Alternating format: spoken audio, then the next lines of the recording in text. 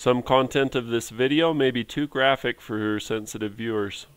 I don't always fix cars outside the shop, but when I do, I prefer to not be killed. I'm going to talk today about a product that I really like. It's atomic LED cab lights. I learned a little bit about them over the course of the last month. I've been doing a little bit of research, and I found some findings that aren't necessarily reflected in the other reviews, so I decided to make my own video and talk a little bit about them. They're cab lights, which are great for clearance. You can see I don't have a lot of clearance here, so clearance lights on my truck is a great thing. It's a 3/4 ton, it's already tall, it's been lifted, and so oftentimes when I go to help somebody, they're in an underground parking garage. I've got a daughter with a lot of medical concerns, so we always go to the hospital and they got a parking garage. Some of them I fit, some of them I don't. It's nice to have those lights on the roof. I can just peek up, and if the light's clear, the roof clears because it's right even. So they're awesome because they create a lot of high visibility to the front of the vehicle, both when you have your parking lights on as well as when you switch them into rescue mode, which is awesome, which is something I like to do. I like being a first responder. You can call it a hobby or whatever. I don't get squeamish the way that other people get squeamish. I don't go into shock the way a lot of other people go into shock. So if there's something everybody's afraid of, or there's a more critical injury, you know, I'm glad to help out. You know, I keep gear in the truck as far as emergency jacks, you know, like the emergency responder high lift jack, so I can pull a roof off of a car, I can spread a door apart, I can do all that kind of stuff. I have jacks to support a car that's on the side. Had a number of times I've been a first responder. Well, that's beside the point. Basically, I'm a good guy to have on the scene, but I don't want to die doing it. So it's important to be seen on the scene, if you follow me. So I'm going to talk a little bit about these lights. Let me introduce you. Finally, an LED light with a factory fit that's brighter and safer. Introducing the Atomic LED running light system. Forget about drilling more holes in your expensive truck and running the risk of water damage when you already have holes for the factory lights. Atomic LED lights are designed from the ground up to replace your dull factory lights using the same factory plug-in holes, and to draw less power from your electrical system while creating a brighter, more visible light. These lights are stylish and created with safety in mind. I just have to read that and say amen. If you use LEDs, you can leave them on longer without the truck running and not have to worry about getting a jump from somebody else when you go to leave. So they're bright, they're awesome, they're great. You can see that they come in many different colors, and they also come for many different models. You can get the Chevy style ones, the Ford style ones, or like I have, the Dodge ones. As you can see, you can get them in red, blue, amber, clear, or smoked.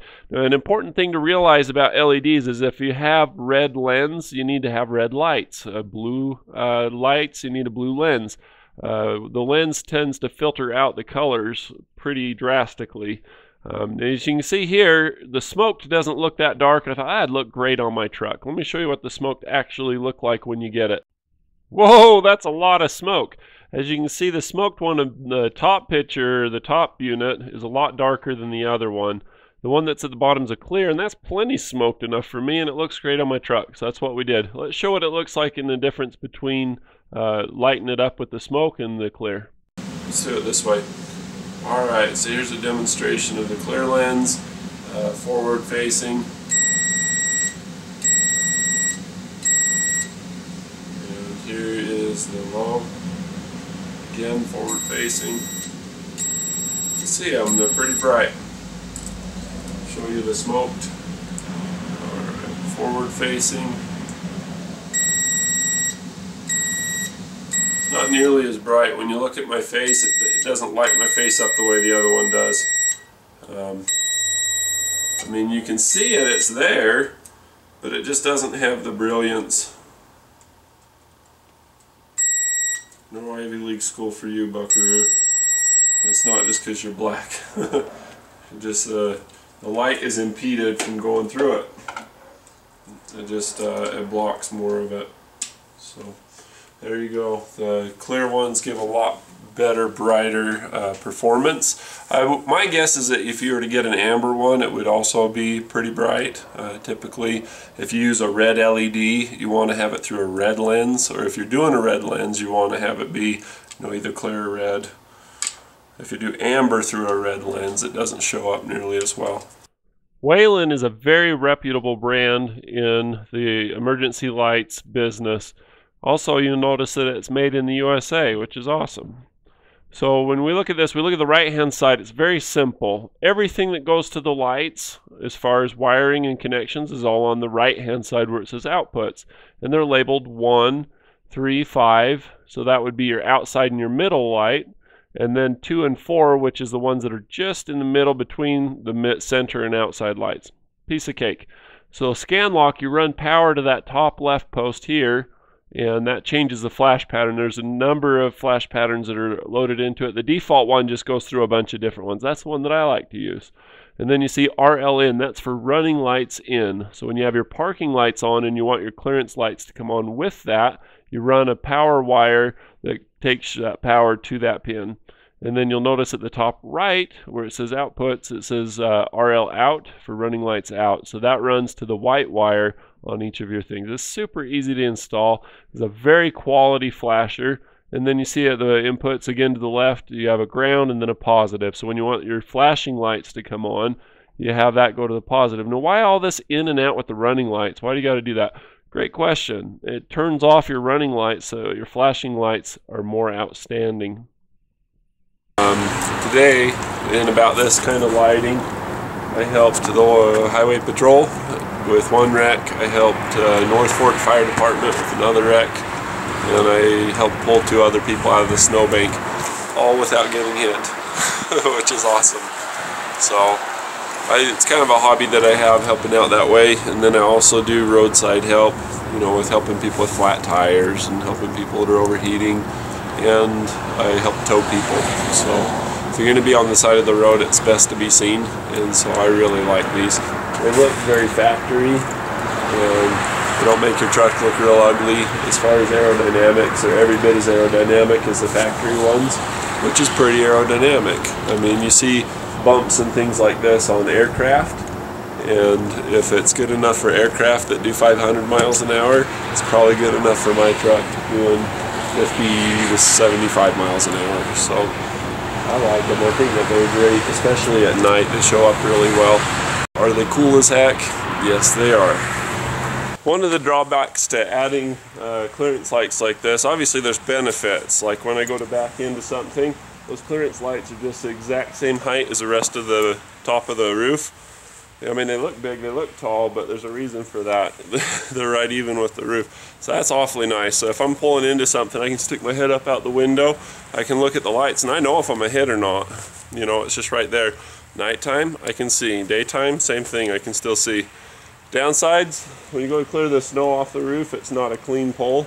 That's not bad either. It's really not that. Most people don't even clear their dang roof. They just let it blow on everybody behind them. Somebody asked in the last video, next time you have a truck in there, I want to hear it start up and run, so let's do that.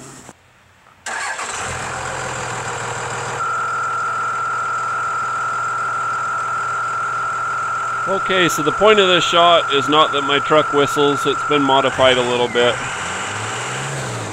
Out of in. But I'm showing what it looks like in the bright snow lighting. So you can see I've got the parking lights on. And previously I had the flasher lights on. You may have noticed I've got some at the bottom too. Here it is with just a regular street lamp type lighting. I did some amber and white 3 LED ones in the bottom just so that I have some visibility for that big black bumper that hangs out so that nobody hits it. It's got reflectors on the side of it too, about where the bar is, where the protrusion's the furthest. So the amber lights, they do really good in the fog. They just create this kind of a halo effect around them. So here I've got some side markers that I put in. They're also LED. They're just standard truck trailer type LED ones. For the base, they come on with the turn signals or the hazards. Here you see the lights with the hazards. See, they work pretty good. And then I've always had some strobes in the tail lights, and then I had some strobes that were behind the grill. I don't need those with the amber and white ones that I have on the bumper, so I put them in my backup light ones. I'll show you those here in a minute. That way I've got that high elevation over the top of other car lighting so that I don't get hit. When you see the accident ones that I'm going to throw on the tail of this video, you'll see why that's so important. You see a lot of accidents where people just come up on them and they just don't see them because the car will swerve at the last minute, and then the car behind them will wind up making a more severe accident of an already bad situation. So anyway, I like the lights. They seem to perform pretty well. So here's a review of the truck from the rear. Those ambers I've had in the truck since I got it. That's one of the first things I put into the truck, and they're somewhat high mount, but they don't cover everything. They're necessary but not sufficient. So what I've done is I didn't need the strobes in the front anymore because I did the amber and white LED, the 3 LED ones, and so I was able to take the strobes and put them in that high mount. The high mount's important, or the cargo lamp area more specifically is important because it's the highest part of the back. You can't see the atomic LEDs across the top because they're just even with the top. So you'll see I've got the hazards on here with the added LEDs. Here's the strobes, and you see them in the cargo light. Here's the hazards with the strobes, and then we'll put it all together with the ambers. Now that is a life-saving combination that will get you noticed. Even if there's moving traffic around a curve or whatever that's blocking the lower portion of the vehicle from view from the car behind him, because you know he may see you and he may move out of the way, but the car behind him may not. They may see it as a passing opportunity and go flying by and try to get around the car that's on the left and wind up taking you out. That happens. So it's important to have high placed lights that are able to make you visible from way down the road. There's what the truck looks like from the side with the running lights on. I'm always amazed at how close people come and how it seems like they don't see me until the very last second. I don't know if they're on their phone or if they're drinking, eating, whatever it is, they're distracted, they can't see me. Doing these lights just makes all the difference in the world of being seen or not seen. And the cab lights being there just even in the middle of the truck, that kind of helps. And those came after the middle lights that I had put along the side for turn signal assistance. I don't know what it is, but this truck, you'd think that being as big and as loud as it is, that people would see it, especially, you know, if I'm backing, you know, in a residential or whatever, backing a trailer up or pulling a car in or out or doing whatever, you would think that people could see that, or at least hear it, or a combination of the two. No, unless I have the lights on, they just really just can't see. Even on an icy road, they'll just get right up and almost hit the truck. So here's what the truck looks like from behind. This is kind of from an angle, kind of what traffic would see going by. You see pretty much all the lights from this point. You know, I've got the front bumper lights at a little 3/4 angle, which kind of help with that. You got to check with your local state laws and with your local law enforcement and just see what's legal and not legal for your area. You know, some states are really picky about it and other states are less picky. I know in Texas you can use blue lights in the front of your car or in the back or wherever, and they don't seem to care on the highway. Even when you're driving, I've seen that. But in my state, they allow you to have any color but blue in the black in the back as far as red, amber, clear, and in the front you can just have amber and clear. So naturally that's what I have on my truck, and as you can see, it works pretty well. So that's switch 1 and parking lights going there, and then that's switch 1 with hazard lights on, and then that's switch 1 hazard lights and rear strobes. So in each of my switches it shows what's going or what's not going. So it's real easy to tell if I'm going down the road blind and confusing people, or if, you know, what's the deal. So it's good to be responsible with it. Obviously you cannot impersonate a police officer and pull anybody over with these lights. It's just to make other drivers aware that your traffic pattern or your position is different than what they're used to seeing. It's just to attract attention for safety. Now this concern I have about being hit is not falsely placed, because it's a well-known fact that scores of people every year in the United States and Canada are killed on the side of the highway, both law enforcement officers, emergency responders, and tow truck drivers and construction workers. Basically everybody that you see wearing these vests wears them for a reason. Now the thing that I've found is that when I don't use emergency lighting on my vehicle, when I'm helping somebody with a flat tire or whatever the case may be, I find that drivers are weird. I mean, they'll box you out. They won't allow you to get to the scene, first of all, to be of assistance, unless you have lights on. And then the other thing is they'll give you about this much room, and they don't slow down at all. It feels like this much. Probably more like this, but when they're flying, it feels like it's just right next to you. So they don't give you any room. When you do put emergency lights on, I find that they give you lots of room, or they'll move over. There's in fact move over laws in place in every state except for Hawaii, and it's not a state, but Washington D.C. they don't have the move over laws there. They require you to slow down and, if possible, move over. I have a dash cam installed, a DVR system in the truck, rear facing, that catch it. If you hit me and kill me, it will be on camera whether you moved over or not, basically. And I don't mean to be all rah about it, but it's scary. It really is. I'm going to show you some clips now. If you're squeamish, if you don't like anything in terms of accidents or stuff, I know a lot of people, you know, on accidents that I've responded to, that they just shut down. I mean, they shut down, they shake, they sweat. If that's you, you don't want to watch this, you want to tune away, but otherwise, for sake of argument, education, and experience, and maybe to convince you, just like in driver's ed, they show you all kinds of videos like that to encourage you to be safe. And so that's kind of the point of this video, is if you're thinking about getting these, if you think you might benefit from them, I'd say by all means do it. The nice thing about these lights is that they're mounted up high. Usually when people have accidents, it's because they're texting, they're drinking coffee, they're eating, they're shaving, or they're just tired or drunk. But at any rate, the more warning that they have, because their reaction time has been delayed by those activities that they're doing besides driving, which is a full-time job and you shouldn't be doing other things, use a hand-free set. You know, people are on their cell phone, they're doing the radio, or they're doing all these different things. So many devices to make that less distracting. Use those. But basically, if you have lights that are above the roof line of the other trucks and cars and things on the road, it gives you more notice. So that's why I really was interested in buying these lights. These lights are expensive, you know. It's kind of like, do I really want to spend $300 plus and all the work to put these lights on my truck? You know, obviously I decided yes, and I've been happy. I'd do it again. But basically you got to have those lights up high so that you can see those over the top of the vehicle, or if you're obstructed, you know, at mid-windshield by a hill or a curve, you know, bushes, vegetation on the curve, etc., parked cars on the curve, people can't see you, they don't have as much advanced warning. So that's why I really like these. They are aerodynamic. They are sharp looking, they are bright, they're mounted up high. I mean, but they're not too high. If you put a light bar or something on there, I wouldn't be able to fit in my garage. I barely fit without scraping the roof if I push the door up all the way and put a bolt and block the wheel. And so, here's the videos. I'll go ahead and I made a little compilation of different accidents involving tow truck drivers, police officers, and construction workers. And that's not everybody, but that's a pretty good sample.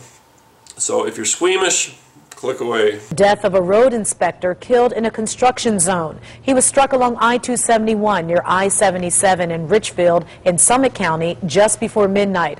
Our cameras were there as police blocked off I-271 and ODOT workers paced through the flashing lights. This is our office that we work in. You know, people, your office environment's a little different. You know, I don't come into your office and drive 60 miles an hour past your desk, but you're kind of doing it to me. And I think people have to realize they have a responsibility as drivers through our zone for their safety and others to slow down. Put your damn cell phone away. Don't come through here operating a vehicle while impaired. We've had a lot of accidents, and that people have been charged with those offenses of OVI, following too closely. Just be extra attentive. Put the distractions away for 5, 6, 7 minutes, whatever it takes you to get through the entire zone. A man helping a stranded motorist has lost his leg in a terrible crash. It happened this afternoon on Inca on Smoky Park Highway. Some lady was coming down the street kind of fast. There was a steady rain leading up to the crash. Just hit him square on, man. Edward Soja was across the street tinting windows at the Budget truck rental. And I got up and just ran out there and did what I could, but there isn't really much that I could do, you know. After one of the victim's legs was amputated. Some other paramedics, street clothes came up and, you know, wrapped a tourniquet on the guy and, you know, did what they could. So it was pretty lucky those guys showed up when they did. Two people were pushing the stranded Bronco. I think it was out of fuel. That's when this car hit them from behind. There was an amputation. Both have been transported. You know, I was worried because she was all to pieces. Brian Curtis's neighbor, Dolores Twitty, was driving the Bronco and called him immediately after the crash. Told me that her truck had stalled, her brother and a friend was helping push it out of the way. And she was hysterical. She was also taken to the hospital for back and neck pain. She just said that a lady came up from behind them in the rain flying and hit her brother and their friend from behind. A tragedy that's forever changing lives. Yeah, it was pretty messy. I'm still kind of shaken up about it.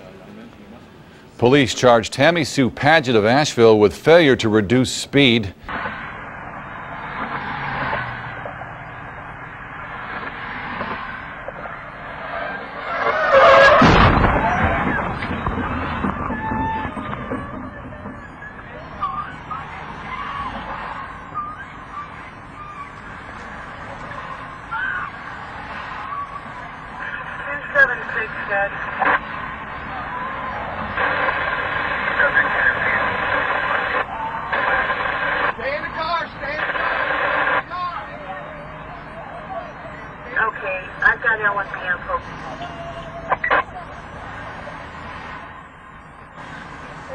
Tonight, 2 construction workers are dead, and at this hour, state police investigation is underway after a tragic accident in a highway work zone. Yeah, it happened about 9 o'clock this morning when police say a car plowed right through a clearly marked construction area along Pulaski Highway. The car was, the whole front end smashed up, the window was smashed up.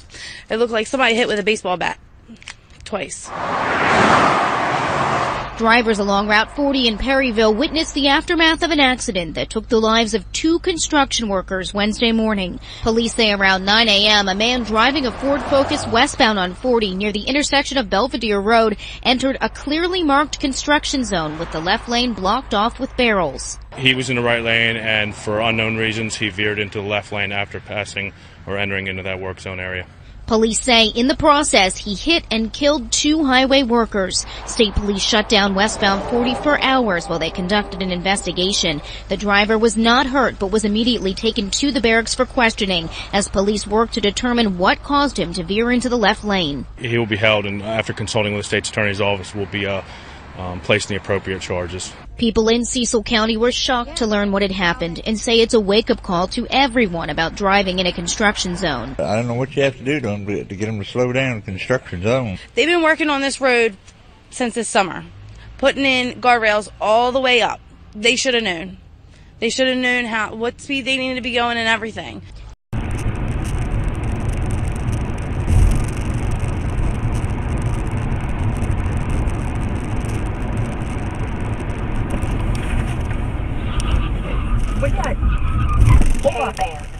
Thank you. Tom Sam 780923 Weston at 17 times.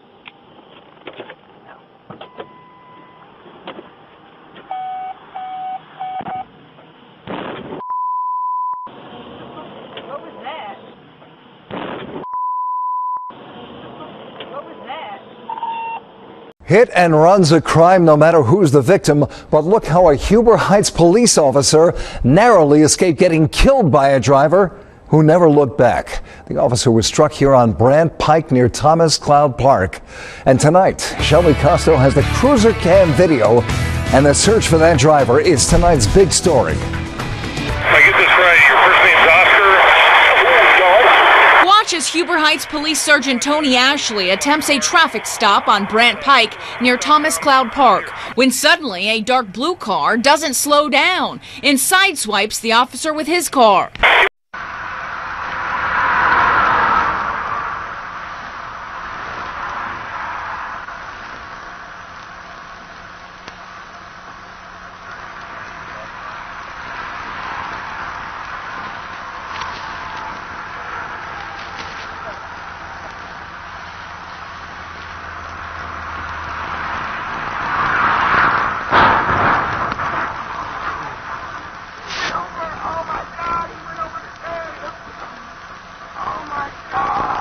My friends and family push for safer roads a year after a teenager died changing a flat tire.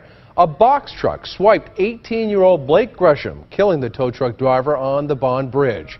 KBC 9's Cliff Judy joins us live from Berkeley Park with the effort. Cliff?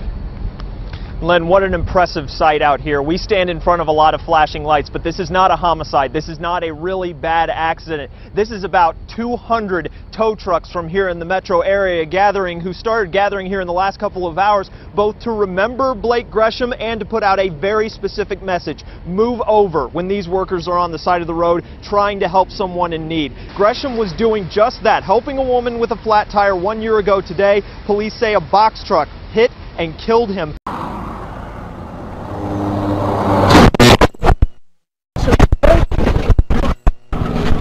11 County, start me at 1052. Westbound.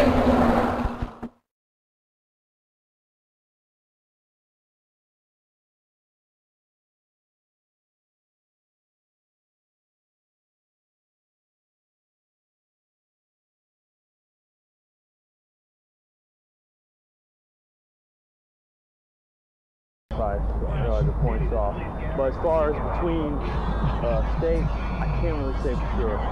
Wow! Ah!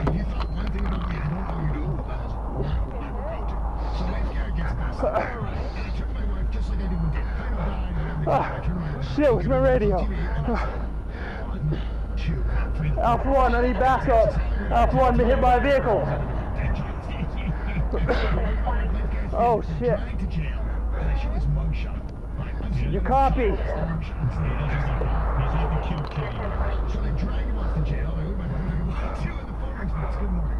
Holy fuck. I'm showing a 27-inch striker, 27-inch striker. Please, can you get out of the vehicle, make sure I'm okay? Please. When he was famous, I wasn't really that famous. I just figured we had everything else we could order, but not really beat up.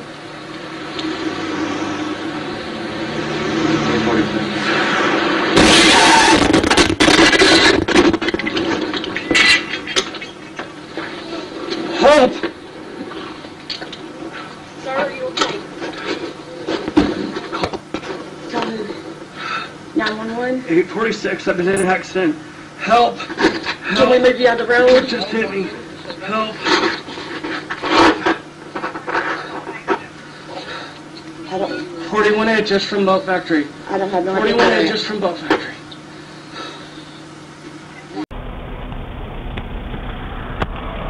Good evening, sir. How you doing? I guess a lot better. Okay. I'm Deputy Richter with the Greenville County Sheriff's Office Traffic Enforcement Unit. The reason I stopped you is because I had you on the laser gun at 76 and a 55 zone. I thought it was 65. Sir. No, not till you get down past Interstate 85. Oh, really? Oh, ah! Are you all right? Ah! Go after that guy. You're on 413. I need a 1051. I've just been hit on 385. People still going southbound on 385. Can't tell if they're getting off on the 85 north or not. 413A is going after him. Go get him! 385 and 85. All right? Yeah. A construction worker is recovering tonight after being hit by a car this afternoon. Happened just before 5 this evening, I-75, just south of North Baltimore. Troopers say a vehicle heading north somehow lost control and hit that worker. The car then went into the ditch. Amazingly, the construction worker was taken to the hospital with non-life-threatening injuries. The driver was unharmed. Troopers are not sure how the woman lost control, but they say she didn't appear to be either speeding or distracted. A utility worker hit by a van this morning has died. Independence police call it a freak accident involving a driver who choked on coffee and lost control of the van around 8 a.m. KMBC 9's Maria Antonio is live on 24 Highway east of 291 where it happened. Maria? Larry, we are told that driver was headed this way eastbound on 24 Highway when it jumped over the sidewalk here, hit that light pole right over there, and then hit the utility worker who was in a hole in a ditch right over here. From this video, it looks like the van came to a halt right over the ditch where the worker was hit. Another worker in a backhoe was on the other side as the big passenger van came their way, according to a witness. The curb hit the pole, and then there was a man working in the trench right there between the track hole and slammed him. That worker hit was rushed to a hospital and was later pronounced dead. Police identify him as a 29-year-old from Kansas City. The lower part of him you couldn't see. but it's from about here, waist up, sticking up. That's the part the van got. Police say the van driver, an Independence man, choked on some coffee and lost control. He was an older fella. Emergency crews also treated the second worker, described as a 32-year-old from Belton. I love my atomic LED lights. Since I've been using them and the other emergency lights on my vehicle, I've felt much more confident, and I've also experienced drivers being more careful and moving around and giving me some room to be able to work and be safe. You can't put a dollar amount on that. You know, if you're going to be working on the side of the road, you need to be prepared. I think that this is a great way to do it with style. I mean, they're quality, they're going to hold up, they're going to last a long time, and they're just effective. So as for drivers, you know, be careful out there. Look out for people on the side of the road. They're just trying to help people out. If you decide you're going to help somebody, go prepared. And if you have a fender bender, like that one real gnarly one where the guy just went flying, there's two of them. One was an officer and one was a civilian. Where the civilian went flying, they just had a fender bender. They should have moved over to the side of the road for sure, being right in the middle and getting out of their cars and just standing in traffic. You just don't do that. It's suicide. Anyway, hope I didn't offend anybody. I tried to be real clear about the graphic nature of the show, but I mean, this is serious stuff. You really have to watch out if you're going to be on the side of the road. You got to make sure people can see you because there's a lot of distractions out there. Hope you like the video. Be sure to click subscribe. If you have any comments or questions, leave them in the comments below, and click like if you like it.